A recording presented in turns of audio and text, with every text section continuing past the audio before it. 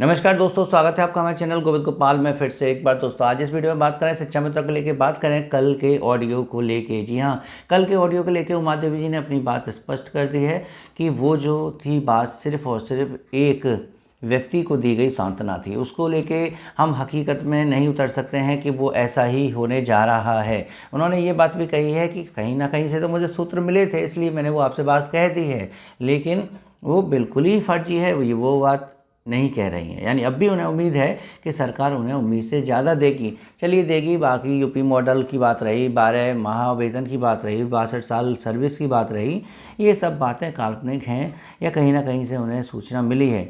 सबसे बड़ी प्रॉब्लम तो ये है कि अगर उन्हें सूचना मिल भी गई है शासन से, उन्हें मान लीजिए एक्यूरेट पता भी चल गया है, तो भी उसको उजागर नहीं करना चाहिए था, क्योंकि उसको अगर तुम सभी के सामने ला दोगे तो सरकार की जो मंशा है कि वो अचानक ही शिक्षा मित्रों को खुशियां देगी, वो सारी मंशा सरकार की ख़त्म हो जाएगी और हो सकता है कि सरकार इससे नाराज़ हो जाए।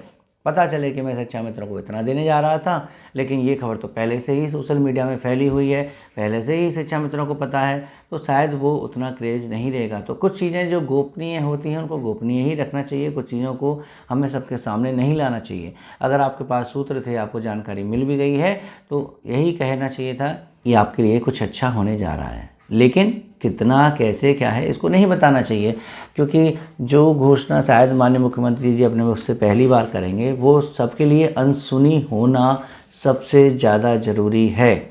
इसलिए अगर आपके पास ऐसी सूचना भी थी तब भी आपको नहीं बताना चाहिए था। फिलहाल उन्होंने खुद अपनी बात को स्वीकार किया है कि मैंने सिर्फ एक व्यक्ति को सांत्वना दी है, वो व्यक्ति बहुत बीमार थे, इसलिए मैंने ये सब कहा है। और ऐसा करना कोई बुरी बात नहीं है। किसी भी हारे हुए, थके हुए इंसान में थोड़ी सी ऊर्जा डालना, चाहे वो चंद हमारे शब्द हों, उससे अगर उनको बेहतर फील होता है तो हम ऐसा कर सकते हैं।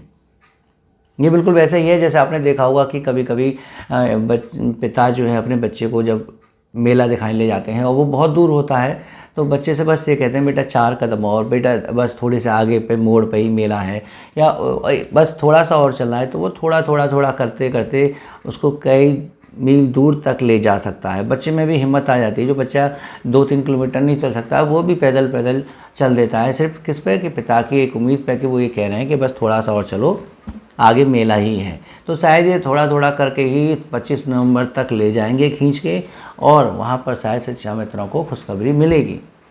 लेकिन आप कमेंट करके बताइए कि क्या इस तरह की सांत्वना देना कि अब होने वाला है, अब थोड़ी देर में होने वाला है, और फिर ऐसे करते करते महीनों गुजर जाएं, क्या सही है या गलत है।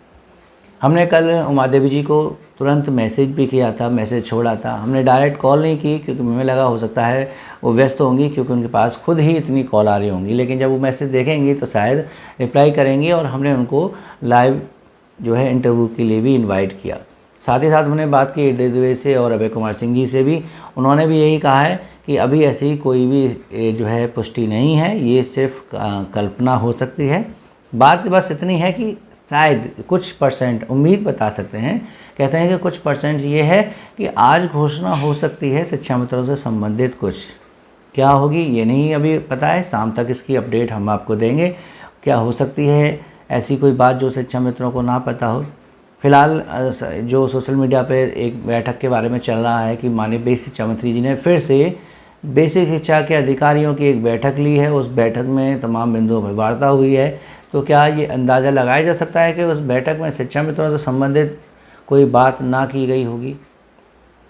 अगर ऐसा है कि शिक्षा मित्रों से संबंधित उसमें कोई बात तय हुई है, तो ये एक यहाँ पर बात समझने की है कि अगर यही बैठक माननीय मुख्यमंत्री जी ले रहे होते तो शायद उम्मीदें दिवाली से पहले की बढ़ जाती, क्योंकि उन्होंने कहा था कि हम बेसिक के अधिकारियों के साथ बैठक करेंगे। लेकिन यहाँ खुद माननीय बेसिक शिक्षा मंत्री जी हैं, जो पहले भी बैठक ले चुके हैं और शायद अब वार्ता कर रहे हैं।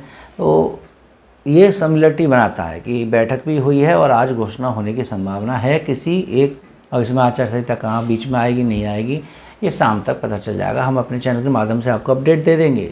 लेकिन बात बस ये आ गई कि उमा देवी जी ने जो बयान दिया है वो सिरे से खारिज है। आप उसको लेके ज़्यादा उम्मीदें ना लगाएं। और शिक्षा मित्रों को लेके एक अपडेट और चल रही है सोशल मीडिया पर कि जितेंद्र साय जी ने आरटीआई के माध्यम से एक सूचना मांग ली सरकार से कि शिक्षा मित्रों का मानदेय 40,000, महिला शिक्षा मित्रों का ट्रांसफ़र, इनसे संबंधित क्या सरकार करने जा रही है या इसकी संबंधित सूचना जो उन्होंने मांगी है उसका जवाब आया है, और जवाब में सिर्फ वही बातें हैं जो पहले आप सुन चुके हैं।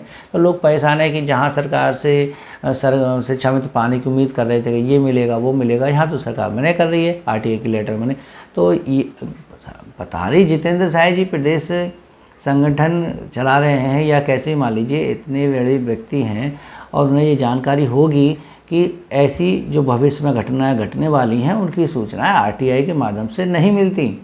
आरटीआई के माध्यम से सिर्फ वही सूचनाएं मिलती हैं जिनके आंकड़े सरकारी रजिस्टर में उपलब्ध होते हैं, जो आंकड़े लिखे होते हैं वही लिख के आरटीआई के जवाब में दिए जाते हैं। तो जो लिखा हुआ था वही उन्होंने जवाब दिया है कि कैसे कोर्ट से आदेश निरस्त हुआ, समायोजन निरस्त हुआ, फिर आपका मानदेय 10,000 रुपये किया, फिर महिला शिक्षा मित्रों को या पुरुष शिक्षा मित्रों को मूल विद्यालय वापस आने का अवसर दिया। ये सारी चीज़ें उसमें लिखी हुई हैं, ये बार बार कहने की आवश्यकता नहीं है, वो सब बातें आप अच्छी तरह से भली बातें जानते हैं। और नीचे एक और लिखा कि ये कब होगी या कितना कैसे होगा। देखिए कभी भी आरटीआई के संबंध में अगर आप जानकारी लेंगे यूट्यूब पे आपको बहुत मिल जाएगी कि आरटीआई में किन प्रश्नों का जवाब दिया जाता है, किन का नहीं दिया जाता है। और नीचे वही लिखा है कि आपका सवाल आरटीआई के नियमों के अनुसार नहीं है, इसलिए ये पोषणीय नहीं है, इसलिए इसका जवाब देना ज़रूरी नहीं है।